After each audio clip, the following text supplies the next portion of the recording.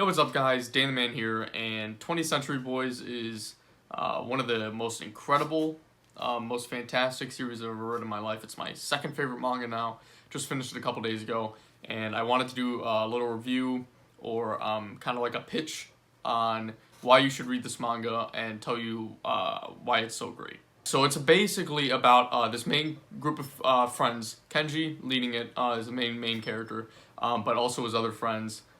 And Kana, Kenji's niece. The story bounces back and forth between like their childhood in middle school in like 1969, I think, early 70s, and present time. Basically, the childhood segments are kind of to explain some of the characters, what they're like when they were a child, explain why they're like how they are now, and to give like insight on events that happen in the present that are explained by the past, which is crazy. Like, how could something in 1969 be so significant in 2015 that it needs to be explained? Well, that's the crazy thing about this series is there's so much that happens. You might think it's just insignificant. You may think it's like, oh, they just did that randomly. He just wrote that in for some reason. And then later, like 100 chapters later, you find out why, the behind the scenes basically of that event. Is like, why did this happen? Well, you'll find out later on, because there's always a reason to like everything that happens in here, which is an incredible part of the series. There's so many reveals and mystery in the series, which is one of the best parts. And even when you think you know something for sure, it's like, oh yeah, this is now how the series is gonna go. It throws something else out there, and it's like, oh wow, that makes sense. It's not, he's just not just writing something random in. He planned, you can tell he planned all of this, Urasawa planned all this from the beginning. So there's this cult in Japan that's gaining supporters, and no one really knows what it's about or why people are even following them. But the main leader is this guy named Friend. He's a mask, no one ever has seen his face, no one knows who he is. And he has these mysterious powers where he can like float in midair or do things that supposedly only like Jesus could do. And supporters are like in love with this guy. It's a cult. Like, it's no other way to describe it. It's a cult.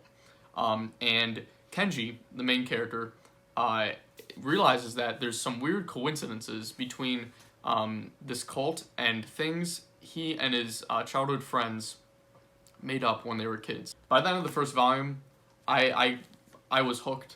I read these things so fast. I read this whole series within a week. I read like the last 100 chapters within 2 days, and because it's just hard to stop. Almost every chapter has some kind of reveal or cliffhanger or something like that. That's just insane. Then I have to keep reading, and I grew such an attachment to these characters. Kenji's probably my second favorite character of all time in any series, and it's just really cool. I'll tell you a little bit about Kenji real quick, because why he's so cool. The resolve he has to defeat this organization, this cult. It's incredible. It's just awesome. He's a musician, or he wanted to be a musician. He was in a band for a little bit, but then his band disassembled, and now he is like the owner or the manager of his parents' old liquor shop. And there's a really cool thing where in the series, in the manga, there's a song he writes, and he plays it and everything in the manga throughout it, really. And that actually made that, Urasawa actually wrote that song too. You can look it up on YouTube. There's a version of Urasawa playing the guitar and singing it, and there is another version, but I don't know, I'm not sure if it's Urasawa singing it or anything. It's just the audio. But it's just awesome, and if you play that song during certain parts of the manga, it's just so cool. It's really emotional. Like, I grew such an attachment to these characters, and it's not just Kenji, it's all his friends, and Kana, his niece, who comes into a big part of the story later on. But yeah, like things like just mysterious things like Kenji's sister just drops off her daughter one day to Kenji when she's a baby, and disappears. No one knows where she went. She's like, I gotta get out of here. It's like, what? Why? And it's questions like that are so intriguing in this story, and they're revealed over time.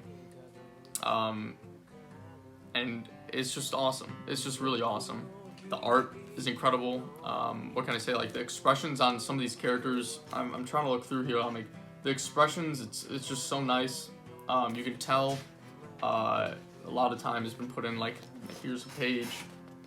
I mean, it's just awesome. I love the switching between time periods too. From 1969.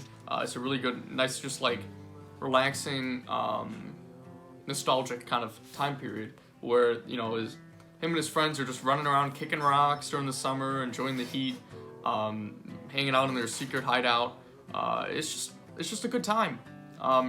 But there's something really evil going on, and it all comes back to a book they made when they were a child called the Book of Prophecies.